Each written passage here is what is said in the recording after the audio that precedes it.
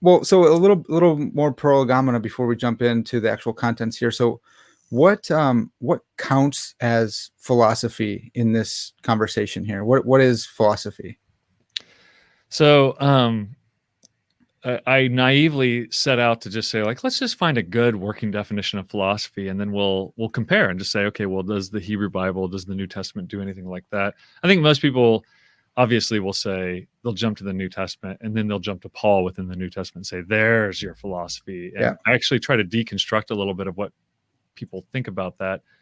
The problem I ran into, going back to the definition of philosophy, is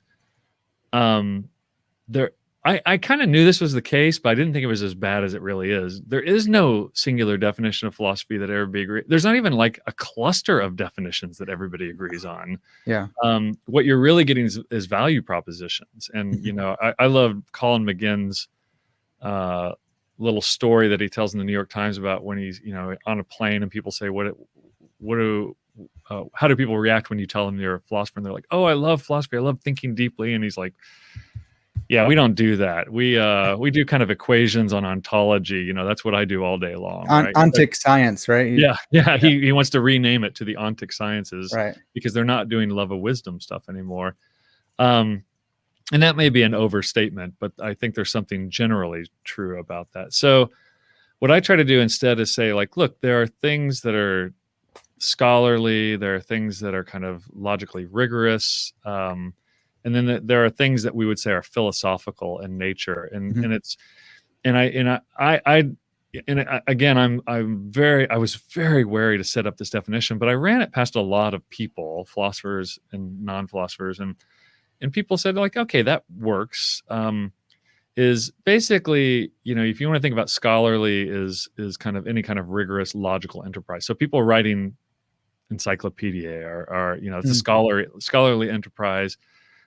Obviously there's some philosophical stuff going on in there, but the final product, you wouldn't call an encyclopedia necessarily philosophical, at least not Britannica or something like that. And in the ancient world, if you think about lexical list, just word list in Mesopotamia, we might call them scholarly, or omenology, list of omens. They're definitely scholarly, they're logically connected. But we wouldn't necessarily say they're doing any thinking about the nature of reality or thinking about the nature of thinking. Thinking about a cup outside of this particular cup, right? Outside any particular instance. That seems to be the crucial move that most people are identifying as philosophical in some way. Yeah. And which I don't think actually gets you to philosophy. I think that gets you to speculation. I say, it seems to me that what we really want to call philosophy is when you begin training people in your way of speculation. You think there's a particular method of speculating, and that's when we start talking about philosophical schools and trends and styles. And so I don't think that's a be all. And I'm not trying to define the world of philosophy. I'm trying to create some buckets that I can throw some stuff into, and then say, and here's why the Hebrew Bible is actually doing something much more like Greece and Rome than Egypt or Mesopotamia. And then come to find out, this is what ancient Near Eastern scholars have thought for a long time as well. So I found that pretty helpful, and I was wrestling through it myself. A big portion of my audience are philosophers and professors in philosophy, so I'm thinking, how do I help present this in a way that they're not going to nitpick?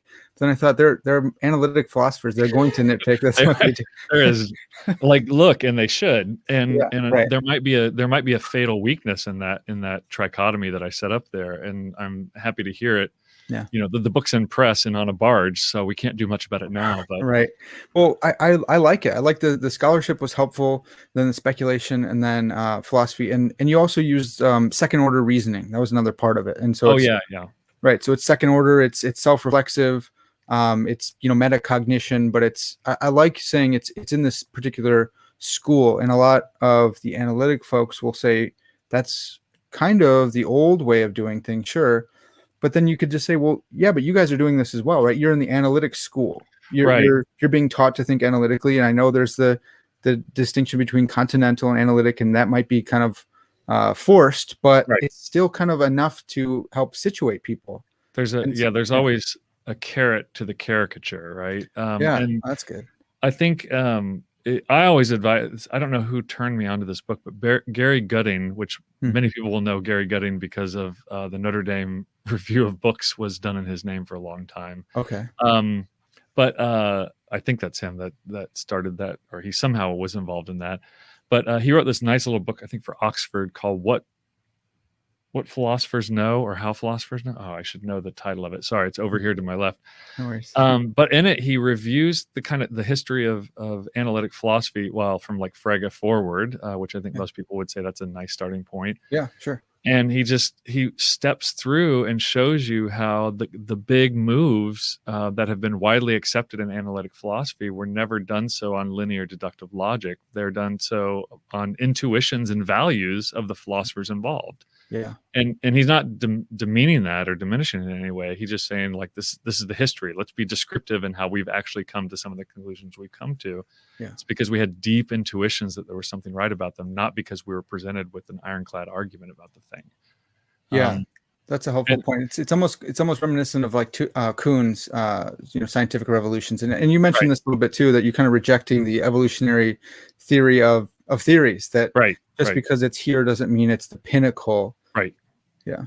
Yeah. And Kuhn's paradigm shift, I always feel obligated to mention, is lifted off of 4 pages of Polanyi. He basically just expanded 4 pages of Polanyi's personal knowledge into 200 pages of something, which it could have been 50 pages at max, but he kept on going. Yeah. There's probably still some more that you can know from that book, but you can't express because tacit dimension thing. Exactly. Yeah. So you really do know Polanyi.